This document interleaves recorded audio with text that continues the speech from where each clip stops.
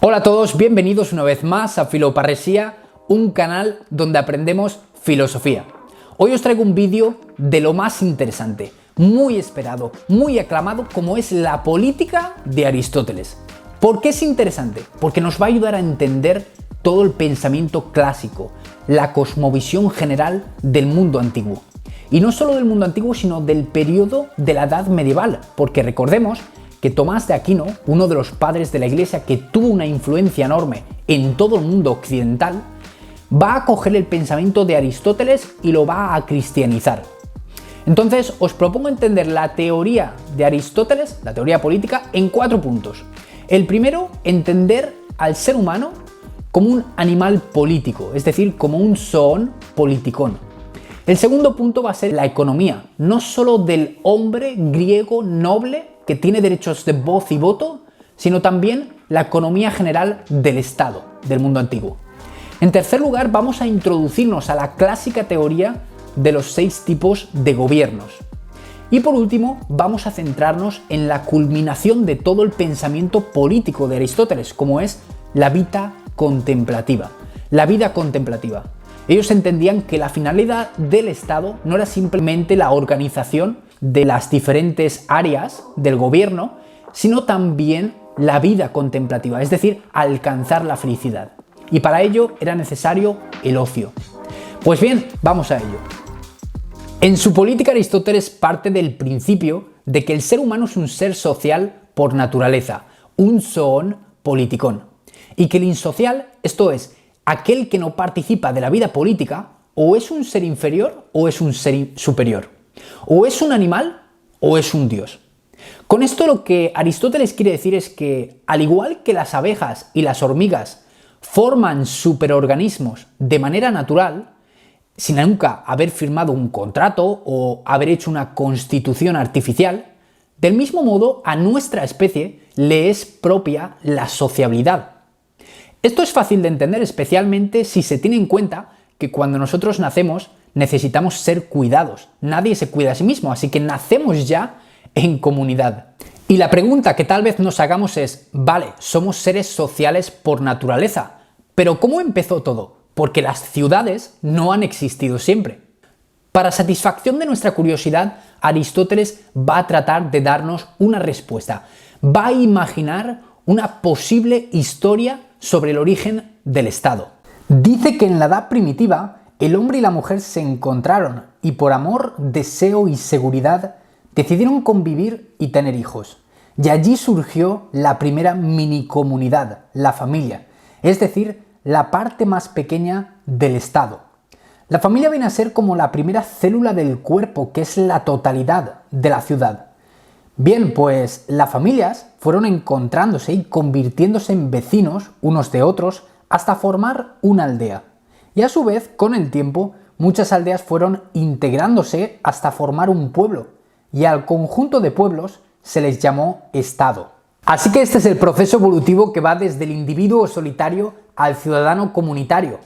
No es que ese individuo fuera distinto del ciudadano, sino que ya tenía el potencial de llegar a ser miembro de una totalidad. Así como una semilla de perejil no es una planta de perejil todavía, pero tiene el potencial de llegar a serlo, así también la especie humana tenía inscrito en su naturaleza, en su ADN, llegar a formar la polis, esto es, la ciudad. Pero hay que tener cuidado al hablar del concepto de Estado, porque podemos pensar erróneamente que es una comunidad de iguales.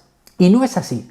Para Aristóteles, cuando habla del ciudadano, es aquel que cumple una serie de condiciones. Tiene que ser hombre de género, griego de nacimiento y autosuficiente en términos económicos. Es decir, que tiene que poseer esclavos que trabajen para él, para que él pueda dedicarse a tiempo completo a la política y a la contemplación. De hecho, el noble griego solía tener una inscripción o un inventario donde estaban escritas todas las posesiones que él pudiese tener, tales como su casa, su campo, sus herramientas, sus esclavos, que también eran considerados herramientas vivas, sus concubinas, su mujer, sus hijos y, en fin, todo hasta el más mínimo detalle.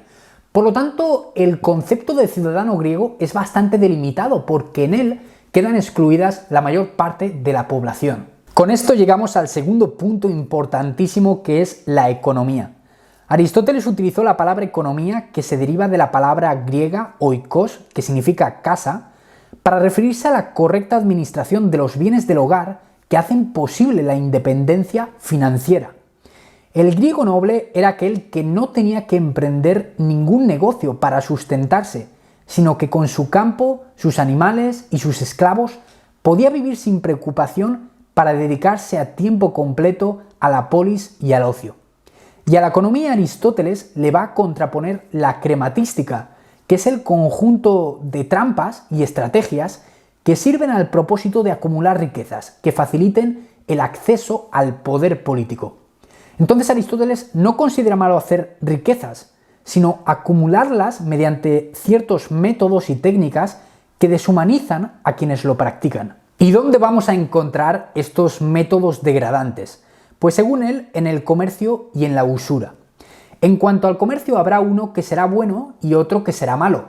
El bueno es aquel en el que puntualmente una persona hace un trueque o un cambio justo de un producto por otro. Entonces, el comercio malo del que habla Aristóteles, que hoy se consideraría comercio inteligente, es aquel en el que hay una figura, que puede ser el comerciante, que interfiere entre el productor y el comprador. Por ejemplo, este comerciante sería alguien que le compra las naranjas al campesino y se las vende a la gente por el triple de valor.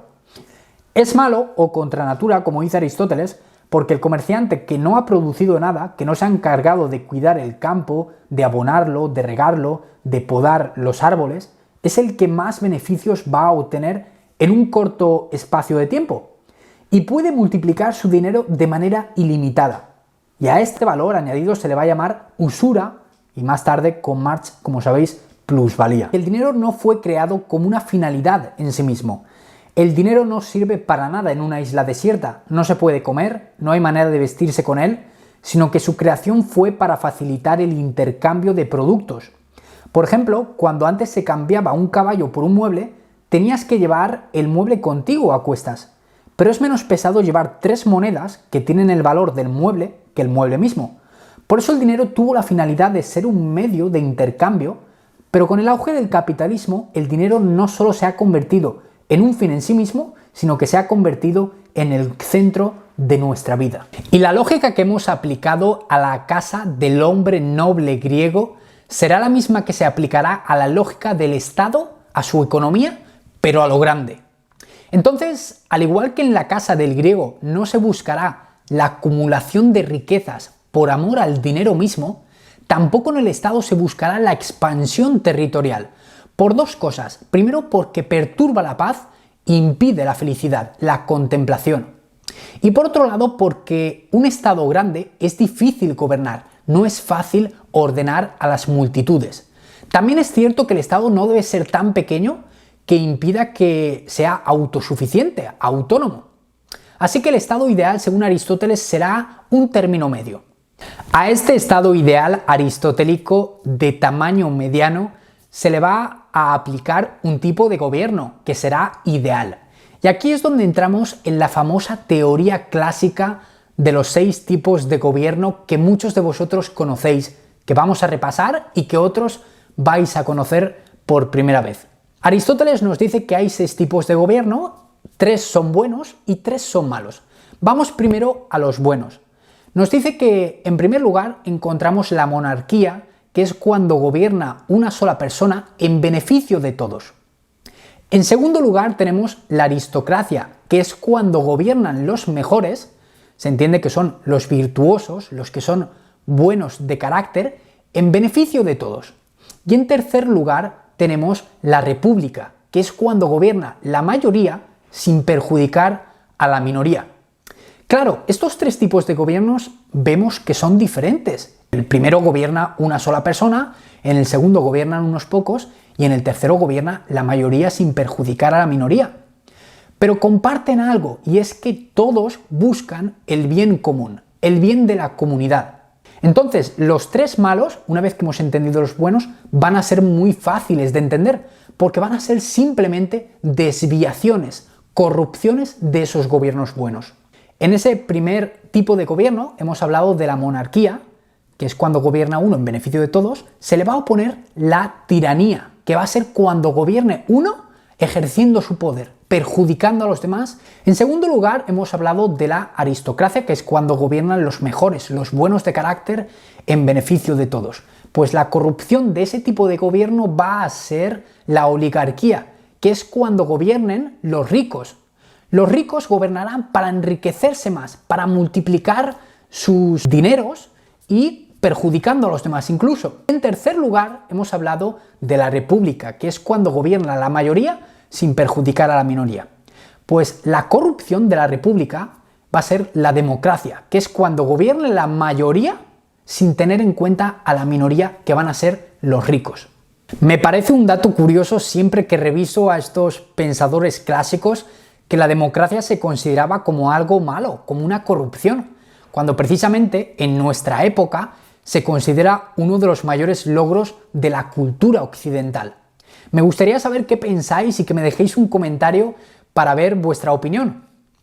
¿Por qué se consideraba una corrupción la democracia? Se consideraba como algo malo porque en aquella época habían esclavos, era una sociedad clasista. Por lo tanto, no todo el mundo tenía la capacidad para participar de la política, no todo el mundo tenía el conocimiento.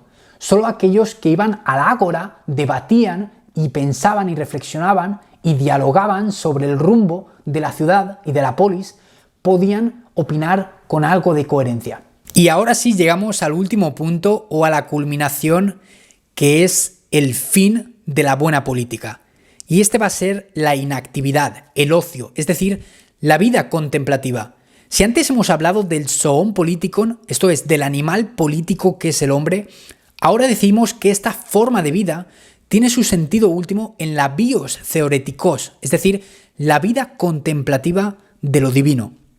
Como algunos sabéis, la polis griega constaba de 3 espacios importantes: la oikos, que es el espacio privado de la casa, del cual ya hemos hablado; el ágora, que es el espacio público en el que se hacía política, en el que se debatía; y por último, la temenos, que es el templo sagrado y cerrado que se reservaba a los dioses. El temenos, es decir, el templo, era la acrópolis que se situaba en lo alto de la ciudad. De hecho, la palabra acrópolis se puede traducir literalmente como la cima de la ciudad o ciudad alta. ¿Y qué es lo que se observaba o se contemplaba? Esta es una pregunta que también me habéis hecho anteriormente. ¿La contemplación en qué consistía? La contemplación no consistía en subir a la acrópolis y mirar la ciudad, sino en contemplar las ideas. ¿Qué ideas? Las ideas de bondad, belleza, justicia, verdad, que son inespaciales y atemporales, de las cuales ya hablaba Platón. Estas ideas son eternas y hoy en día siguen existiendo para nosotros, pero les llamamos valores éticos. Entonces, la polis se nutre de estas ideas, de estos valores, por medio de la, por así decir, de la digestión contemplativa para encarnar un mundo fundamentado en lo divino. Les llamemos ideas o les llamemos valores, lo cierto es que nuestra sociedad es el reflejo visible de ellas. Y nada amigos, espero que os haya gustado este vídeo. Si es así, darle un like para que pueda llegar a más personas, para que pueda promoverse, para que YouTube pueda entender que este vídeo es importante, que la filosofía está en auge y que si no lo estaba, a partir de ahora con Filoparresía lo va a estar. Suscribiros al canal si no lo habéis hecho todavía y así podréis estar al tanto de todos los vídeos que se van subiendo cada semana. Subiros al barco de Filoparresía y nos vemos la semana que viene con otro vídeo. Hasta pronto.